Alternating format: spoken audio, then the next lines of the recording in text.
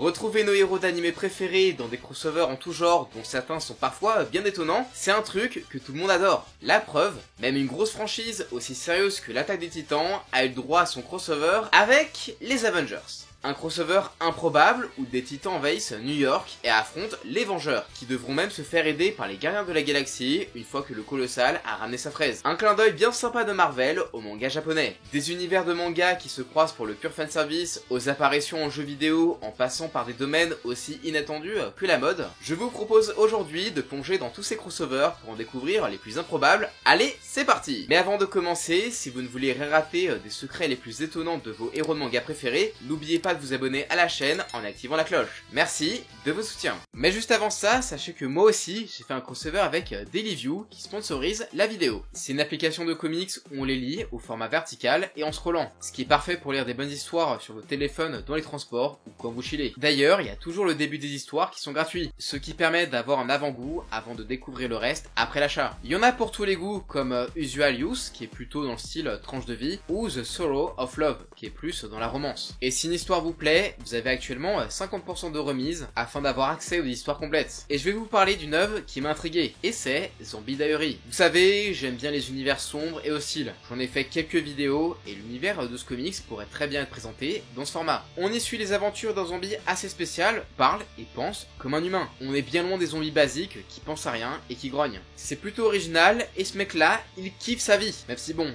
il flippe quand des militaires passent la nuit pour tuer tous les zombies. C'est assez flippant pour le protagoniste, mais il reste en sécurité le jour. Mais son quotidien change lorsqu'il se fait prendre en chasse par un mec armé en plein jour. Ça lui rajoute une pression supplémentaire, mais il essaie de calmer le jeu en se faisant passer pour un humain, en laissant des graffitis, sauf qu'en fait, ça a tiré ce malade mental. Il en a rien à faire et le considère comme un monstre, et s'apprête à exécuter le protagoniste. Sauf qu'un inconnu à moto surgit de nulle part et sauve le héros, et là, on se pose plein de questions. Qui est cet inconnu à moto? Pourquoi le protagoniste est le seul zombie différent? Et pourquoi le chasseur s'intéresse autant au personnage principal? Toutes ces réponses sont dans la suite de l'œuvre. Et si vous souhaitez en savoir plus, je vous invite à télécharger l'histoire sur Dailyview. Et si vous êtes créateur de bande dessinée et que vous aimeriez bien voir votre histoire publiée sur la plateforme pour que des gens fassent des retours sur votre œuvre, sachez que c'est possible en postulant sur Dailyview grâce au lien que je vous ai mis dans la description, ou bien allez directement sur Google Play ou sur l'App Store. Un grand merci à eux pour avoir sponsorisé cette vidéo. Allez, bonne vidéo! Faire se croiser nos héros de manga favoris pour des événements spéciaux, c'est un truc qui arrive bien plus souvent qu'on ne le croit. Et quand on voit déjà la hype des fans juste quand les auteurs dessinent le héros d'un autre manga, on comprend mieux pourquoi ils s'amusent à faire ça. Le plus simple pour un auteur, ça reste quand même de faire des crossovers avec ses propres œuvres. Et ça, Akira Toriyama et la Toei l'ont bien compris. C'est ainsi qu'on a pu voir Goku rencontrer à plusieurs reprises Harale, la petite héroïne cyborg du manga Dr. Slump dont la force ne fait juste aucun sens. Une gamine qui a bien fait flipper l'armée du ruban rouge, mais aussi ce pauvre Vegeta dans Super. Mais ça, c'est clairement pas le crossover le plus chelou de Dragon Ball, puisqu'en 92, sort au Japon l'OAV, le monde de Son Goku. Un pur filler avec des questions aux téléspectateurs façon Dora l'exploratrice, avec pour seul objectif de vendre les espèces de télécommandes pour répondre aux questions posées dans l'OAV. Ok, c'est chelou, mais l'histoire, c'est pas mieux, puisque Goku, Krillin, Gohan et Trunks se tapent un road trip à travers l'histoire de Dragon Ball, histoire d'en revoir les moments les plus marquants avec une animation plus récente. Une aventure purement nostalgique où ce con de Goku a bien failli modifier toute son histoire juste en tapant la discute avec son lui petit. Heureusement qu'il était trop teubé pour comprendre. Après, on pourrait aussi parler de Nekomajin, un autre manga de Toriyama Sensei qui est vraiment truffé de références à Dragon Ball, en plus de voir carrément le sosie félin debout affronter des Super Saiyan en habit de Goku. Ouais, un vrai délire. Mais ne croyez pas que Toriyama est le seul à se faire des grosses autoréférences, puisque le king dans le domaine, c'est un peu Hiro Mashima, créateur des mangas Rave, Fairy Tail et Eden Zero. Rien qu'en matant certains de ses personnages, tu vois à quel point c'est des copier-coller. Genre son héros principal, on dirait que c'est toujours le même. Il a juste changé de fringue et il s'est fait une couleur. À ça, on ajoute une blonde à grosse poitrine et un chat bleu et bim, vous avez un manga d'Hiro Mashima. Et ça se voit encore plus dans le crossover Fairy Tail X-Rave, qui donne à quelques situations comiques ou à son manga crossover Heroes. Un vrai expert du fanservice et pas que pour les boobs. Et y a pas que dans les shonen Neketsu qu'on retrouve des crossovers, puisque même les mangas de baston baston n'y échappe pas, pour le plus grand plaisir des fans. C'est ainsi qu'en 2021, pour les 30 ans du manga Baki, est sorti le chapitre 107.5 de Bakidou, écrit et dessiné par celui derrière Kengan Ashura. Malheureusement, pas de fight entre Baki et Tokita, mais juste un combat entre Toppo Orochi et Pai Peng, le daron de So Peng, dans les années 80. Un fight qu'on ne verra même pas en entier et qui servait juste d'amuse-bouche. Heureusement, lorsque Kengan va croiser le jeu vidéo Street Fighter,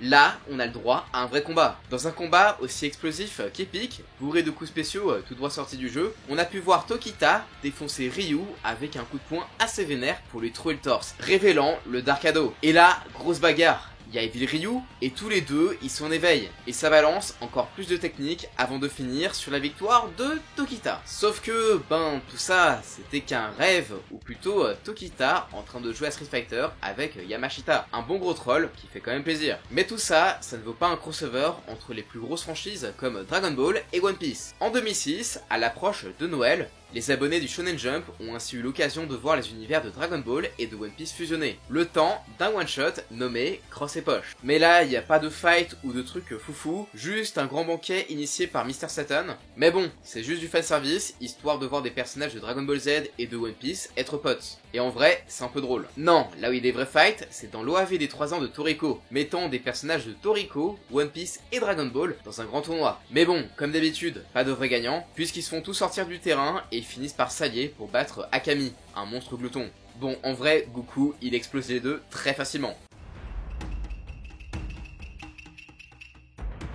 Rien qu'au Japon, c'est présent partout, entre le musée / parc à thème One Piece, dans la Tokyo Tower, le parc d'attractions Naruto, les statues des Mugiwara, ou même les nombreux moyens de transport à l'effigie de manga. Et par chez nous, on retrouve aussi pas mal de marques en tout genre qui font plein de collabs manga. Mais celui qui va vraiment le plus loin là-dedans, c'est bien Jojo. En même temps, quoi de plus normal de voir une collab entre Jojo et des marques de luxe, sachant que les Jojo Pose sont inspirés de certaines de leurs couvertures. C'est comme ça qu'on a une collab entre Araki, l'auteur de Jojo, et Gucci. Et ils ont fait ça 2 fois. La première avec l'exposition et le manga Rohan Kishibe Goes to Gucci, où les articles présents dans le manga étaient en vente. Et la deuxième fois, c'est pareil avec Jolin Fly High with Gucci. Jojo a aussi fait des collabs pour des accessoires de luxe de la marque Bulgari, avec des sacs à main, des porte-monnaies et des foulards de la marque italienne. Mais l'œuvre d'Araki, c'est pas que de la mode, c'est aussi de l'art. Et ça, le Louvre l'a bien compris. C'est pour ça qu'en 2009, à l'occasion de l'événement Le Louvre invite la bande dessinée, des pages du manga Rohan au Louvre ont été présentées en avant-première au Louvre. Et en 2016, une autre collaboration avec le Louvre et le Mori Art Museum de Tokyo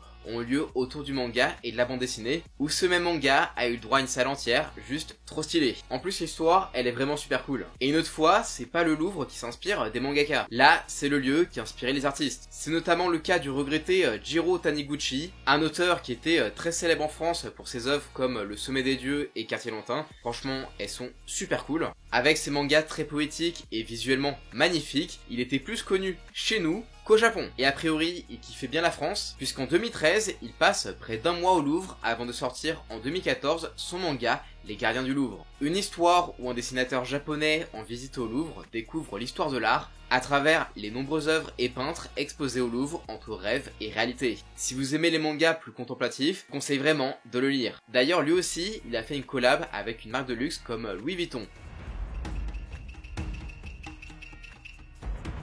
Faire des crossovers de manga avec de jeux vidéo, c'est vraiment le truc facile. Il suffit d'un skin, d'un easter egg, ou autre chose, et les fans, ils sont contents. Enfin, quand c'est bien fait. Mais c'est aussi l'occasion de faire s'affronter les univers de manga qu'on verrait jamais se croiser. Les premiers auxquels je pense dans ce domaine, c'est clairement les jeux Jump. Sortis initialement sur DS dans un format à la Smash Bros, avant de passer à des combats plus classiques en 3D, c'était l'occasion de faire se bastonner les plus grands personnages publiés dans le Shonen Jump. Et franchement, avec leur roster de personnages plutôt colossal, que ce soit sur DS ou sur G-Star Victory Versus, c'était plutôt une réussite. Les Japonais ont même eu le droit en 2006 à Battle Stadium Dawn, réunissant Dragon Ball, One Piece et Naruto dans un jeu entre Smash et Naruto Ultimate Ninja. Puis il y a eu Jump Force avec sa DA douteuse, ses FX vomitifs et ses textures qui se voulaient trop réalistes. Mais ce sont pas les seuls jeux d'anime à faire des crossovers. C'est le cas dans Naruto Ultimate Ninja Storm 3 où Naruto, en plus de posséder le Gi de Goku balançait aussi des Rasengan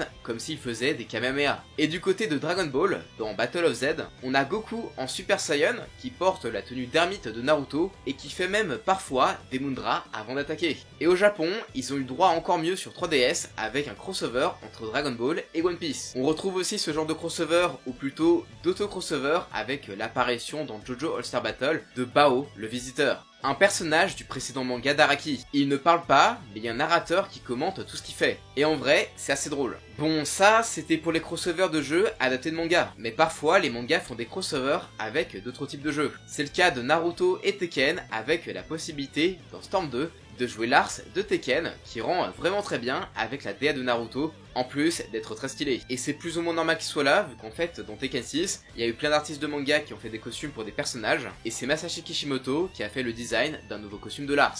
Mais champion dans le domaine des collabs avec des mangas, c'est bien Monster Hunter avec Double Cross et Explore. Au Japon, Monster Hunter, c'est limite une religion. Il y a plein de jeux que nous, on n'a pas, et il y a toujours eu du contenu téléchargeable pour avoir des skins. Et à ce niveau-là, il y en a pour tous les goûts. Du FMA, du Evangelion, du SNK, du Fairy Tail, Sailor Moon, évidemment, Hunter x Hunter. Après, normal au vu du nom. Après, c'est pas non plus des giga crossovers comme dans World avec le Leshen de The Witcher ou le Behemoth de Final Fantasy, qui sont carrément des nouveaux monstres. Là, c'était au maximum des reskins de monstres déjà existants. Après, le plus souvent, c'est juste des skins. Les crossovers avec des animés, c'est tellement lucratif que tout le monde s'y met, comme Fortnite, qui est un petit peu le king en la matière. Il suffit de regarder le nombre de skins inspirés de la pop culture pour comprendre que les mangas et les animés, c'était que la prochaine étape. Et tous les gros mangas y sont. Dragon Ball, SNK, My Hero Academia, Jujutsu Kaisen, etc., etc. Mais bon, perso, j'attends la collab One Piece. Même Call of Duty et Overwatch s'y sont mis, avec notamment un crossover avec l'attaque des titans, ou encore Hellsing du côté de Call of, et on a des skins One Punch Man du côté d'Overwatch. D'ailleurs, je trouve les costumes d'SNK vraiment super moches, mais celui d'Alucard est vraiment cool. Là où c'est vraiment la foire au crossover pour attirer un max de joueurs et donc faire un max de thunes, c'est bien les jeux gacha. Que ça soit Seven Deadly Sins Grand Cross avec ses crossovers avec ReZero et SNK, Shadowverse avec Fate ou encore Honkai Impact avec Evangelion, tout est fait pour attirer les fans d'anime. Mais vous, parmi tous ces crossovers et ceux que vous connaissez, lequel est votre préféré? N'hésitez pas à me le dire dans les commentaires, je serais curieux de savoir. Si la vidéo vous a plu, comme d'habitude, je compte sur vous pour exploser les likes, partager la vidéo et à vous abonner en activant la cloche. Et sur ce, moi je vous dis à la prochaine, ciao!